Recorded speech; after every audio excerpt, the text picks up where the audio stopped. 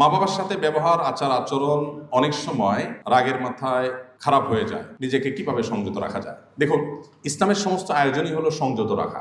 সমস্ত আয়োজনই হলো সংযত রাখা। আল্লাহ কোরআনে বলেছে অল কাযিমিনাল গাইজ, যারা রাগকে সংবরণ করে তাদেরকে আল্লাহ তাআলা মুত্তাকিদের কাতারে শামিল করেছেন। তাদের জন্য আল্লাহ তাআলা অনেক পুরস্কারের কথা বলেছেন। আল্লাহ বলেছেন ইন্নামা ইয়াওফাস সাবিরুনা আজরাহুম বিগাইরি হিসাব, যারা ধৈর্য ধারণ করতে পারবে, মেজাজটা অনেক গরম হয়ে গেছে তারপরে সে সবর করতে পারছে, আল্লাহ তাআলা বলেছেন ব্ল্যাঙ্ক চেক দিয়ে তাকে বিনিময় দেওয়া হবে। ইয়াওফা আজরাহুম বিগাইরি হিসাব, হিসাব ছাড়া দেওয়া হবে কিয়ামতের ময়দানে।